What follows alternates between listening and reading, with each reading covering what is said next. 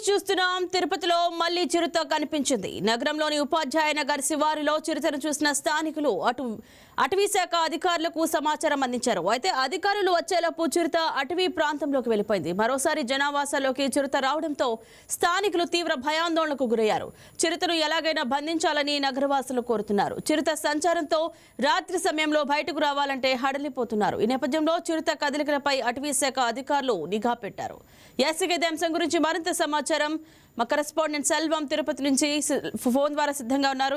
Good morning Selvam, చెప్పండి, చిరుతను అసలు ఎక్కడ ఏ సమయంలో గుర్తించారు? Good morning Indraja. ఏదైతే చూస్తుంటే తిరుపతి ఉపాధ్యాయ నగర్ శివారులో చిరుత మళ్ళీ ఒకసారి కలం సృష్టించిందని మనం ప్రధానంగా చెప్పుకోవచ్చు. ఏదైతే కూడా తరచూ ఒకే ప్రాంతానికి వచ్చి కూడా ఇటు అక్కడ ఉన్నటువంటి స్థానికులను కూడా భయాందోళనకు గురి చేస్తున్నట్టు మనం ప్రధానంగా చెప్పుకోవచ్చు. అయితే దీన్ని చూసి కూడా ఈ చిరుతను చూసి కూడా అక్కడ ఉన్నటువంటి స్థానికులు కూడా భయభ్రాంతికి అయితే గురవుతున్నారు. ఈ విషయం తెలుసుకున్నటువంటి అటవీ శాఖ కూడా అక్కడ వచ్చి ఆ చిరుతను పరిశీలించి, అంటే ఆ చిరుత జాడను పరిశీలించే పనిలో కూడా నిమగ్నమయ్యారో మనం ప్రధానంగా చెప్పుకోవచ్చు. అయితే గత కొద్ది రోజులకు ముందు కూడా అక్కడ ఉన్నటువంటి ఏదైతే నీట ట్యాంక్ లో కూడా నీళ్లు తాగేందుకు కూడా వచ్చినటువంటి చిరుతను అక్కడ ఉన్నటువంటి స్థానికులు కూడా తమ ఫోన్లో అయితే బంధించి అనంతరం సోషల్ మీడియా వేదికగా కూడా అది పోస్ట్ చేయడంతో కూడా ఆ సోషల్ మీడియా కూడా విస్తృతంగా ప్రచారం జరిగింది. ఈ నేపథ్యంలో అక్కడే ఫారెస్ట్ అధికారులు కూడా టెస్ట్ వేసి, అంటే సుమారు నలుగురు, ఒక బీట్ ఆఫీసర్తో పాటు 3 గార్డులు కూడా అక్కడే టెస్ట్ వేసి సుమారు 45 రోజులుగా కూడా అక్కడే విధులు నిర్వహిస్తున్నటువంటి పరిస్థితి.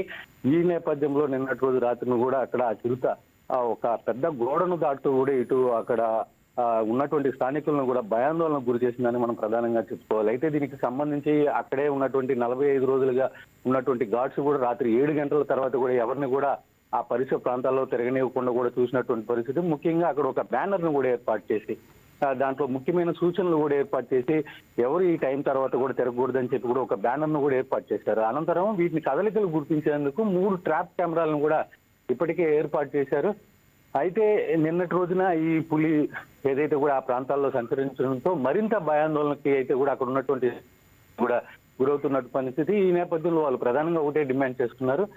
ప్రత్యేకంగా దీనిపైన కూడా ఒక బోన్ పెట్టి ఆ బోన్ ద్వారా కూడా ఈ చిరుతను బంధించాలని చెప్పి ప్రధానంగా డిమాండ్ చేస్తున్నటువంటి పరిస్థితి అయితే ఉంది. అయితే దీనిపైన సదరు అధికారులు ఏ విధంగా స్పందిస్తారనేది మాత్రం మనం వేచి చూడాల్సినటువంటి పరిస్థితి ఉంది. ఇంద్రజ, రైట్ సెల్వన్, ప్రస్తుతం చిరుత ఏ ప్రాంతంలో సంచరిస్తున్నట్లు అనుమానిస్తున్నారు? ప్రస్తుతానికి సంబంధించి మాత్రం ఇది ఉపాధ్యాయ నగర్ లోనే ఉంటుంది. అయితే దీనికి సంబంధించి కూడా మొన్నటి రోజున కూడా, అంటే ఉపాధ్యాయ నగర్ కి మరొక పక్క జయశంకర్ కాలనీ అనేసి, ఈ ఉపాధ్యాయ నగర్ కి ప్లస్ ఈ జయశంకర్ కాలనీకి కూడా సుమారు 10 కిలోమీటర్ల డిస్టెన్స్ ఉంటుంది.